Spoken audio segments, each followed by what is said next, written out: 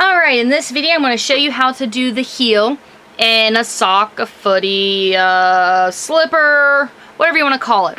Now how to do this, as you can see, I've already got something started. This one I'm actually knitting inside out. It has a rib stitch pattern. This is the cuff. So for the heel, how you figure this out is the heel is worked only on half of the loom. So this is a 25 peg loom. I like to do the heels in even numbers, so 12 pegs. 12 pegs is the heel, and I mark the middle of the heel just so I can know exactly which side the heel is when I'm working it. It also helps with doing like the rib stitch where it's E-wrap 1, purl 1, E-wrap 1. It's an odd number, so if I mark and whatever stitch these land on, I do 2 of them and then keep going. The top of the footy, because this is where the sides of the footy will end, and this is the top, this will be the bottom. That way all of this at the top is even. Alright, now to get started, for the heel, what we do is we're going to wrap, mine it's actually coming from this blue peg, so we're going to wrap the black peg. We're only going to wrap it the first time around. We're going to E-wrap the 12 pegs for the heel itself.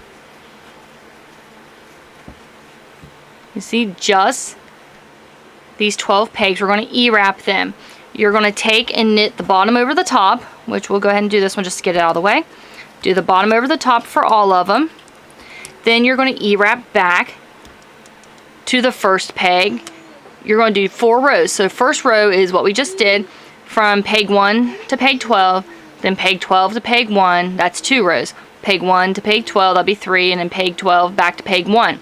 So when you have these 4 rows done, you will be back, the yarn will be coming off of your peg 1 right here. Once the 4 rows are done, this is what it's going to look like. You'll be back on your peg 1. And now you go to peg 12, or the last peg of your heel, however large your loom is. Take the yarn off of it and move back 1 peg. So this one's going from 12 to 11. Push just the heel section down, then E-wrap,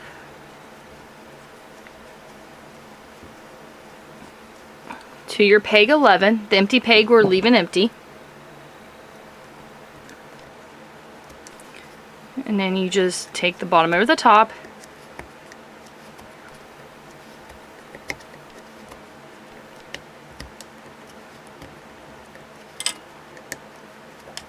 now peg 1, we're going to take and put on peg 2, push all that down, and then you're going to E-wrap back.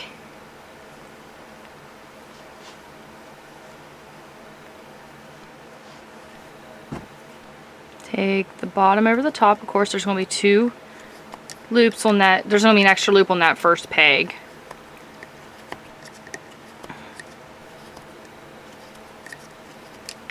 Now peg 11, we're going to take, oops, forgot to take that one over. Okay, peg 11, we're going to take and put on peg 10, push all that down, E-wrap to peg 11, take off peg 2 onto peg 3, E-wrap back. You just keep doing that pattern until you have 3 empty pegs on both sides. Now we have our 3 empty pegs on each side.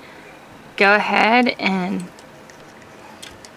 take the bottom over the top of all these so that each one just has 1 loop left on it. See 3 there, 3 there empty. And this is what it looks like from the top. Now to finish up the heel, all you do is you have to pick up your stitches. Now you don't want to just pick up the empty pegs because then you'll have a gap on each side. So what you do is, hopefully you can kind of see, you're going to see a loop here, there, there, there, there, there. You just pick up these loops and put on your pegs. And if you don't get the exact ones, that's fine. You just want to make sure, I only got part of that one. You just want to make sure that you cover those 3 pegs plus the first and the last. So you're going to be covering 5 pegs altogether. And see, where's the last one? We're going to pick this up right there and put that on. Now, this peg will have 2 on it, and then the last peg right there will have 2 on it, and then the 3 in the middle will just have 1. We go to this other side, and you do the same thing. I'm trying to find that first loop. Oh, that's it.